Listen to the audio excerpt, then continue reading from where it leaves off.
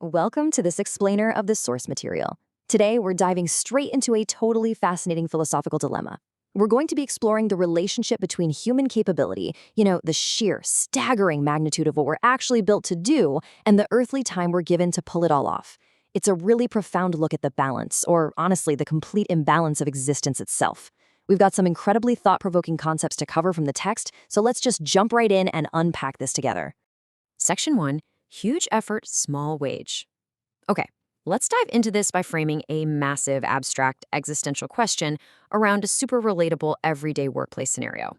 So picture this. You dedicate years of your life to studying. You pour absolutely all of your energy into specializing in a really difficult field. You turn out countless high-level projects. You put in this monumental, life-consuming amount of effort. And at the end of all that, your total compensation is a single day's minimum wage. Let me ask you point blank, would that be fair? How would that massive gap between your immense effort and that tiny little reward actually make you feel? It evokes an immediate, almost visceral feeling of unfairness, doesn't it? Well, that deep-seated reaction you're feeling right now is exactly what the source text wants us to tap into. Think about the sheer weight of that input.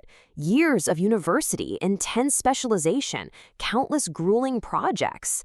And on the flip side, the output is just one single day's minimum wage. The source material uses the brilliant analogy of a giant, deeply unbalanced scale to represent this exact scenario. You can almost feel that scale completely tipping over under the massive weight of the effort, right? This blatant imbalance primes our empathy and perfectly sets the stage for the much larger existential question the text is trying to get at.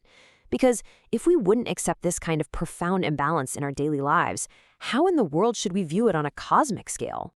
Section 2, Humanity's Incredible Equipment. Now we're going to take that exact same analogy and scale it all the way up to human existence itself. This brings us to a core philosophical argument from the text, specifically a section known as the 10th truth. It poses a really striking question.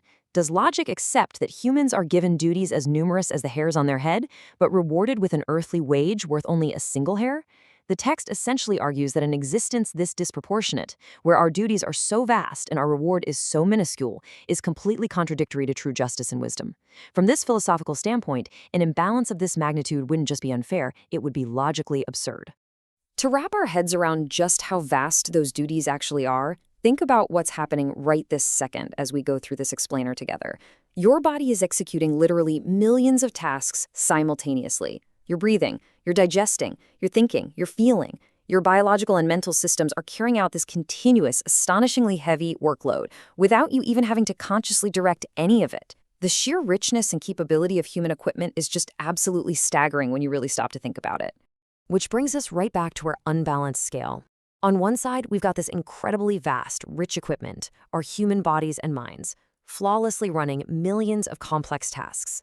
And balancing against all that weight is a short, earthly life of just a few decades.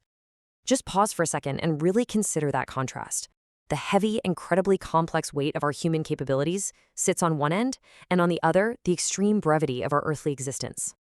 The source text suggests that if this really short life is the only reward for such incredibly rich equipment, it's a massive inconsistency. It's literally the exact equivalent of working for years and getting paid for a single day. Section 3, The Source of True Justice. So, how exactly does the source material logically resolve this incredibly deep existential imbalance? Well, to find a resolution, the source text points us to a verse from the Quran. It reads, that man can have nothing but what he strives for. Then will he be rewarded with a reward complete. We're looking at this impartially today, just to see how the text tackles the dilemma. And according to our source, this idea of ultimate justice is the direct answer. It states that our short earthly life is absolutely not the final wage. Instead, it points to a promise of an exact, complete, and perfectly balanced reward that fully corresponds to the immense effort and capability of the human experience. Basically, according to the logic presented in the source material, that deep, unsettling feeling of injustice you get when things are so out of whack, it's not just some random emotion. It's actually a vital clue. The argument is that our naturally rich physical and mental equipment, combined with our innate gut-level rejection of unfairness, strongly suggests the existence of a greater existential proportionality. The very fact that we can recognize and be bothered by the imbalance of that minimum wage analogy implies that we're literally built for and intuitively expect an ultimate balance. So think back on your own life for a moment.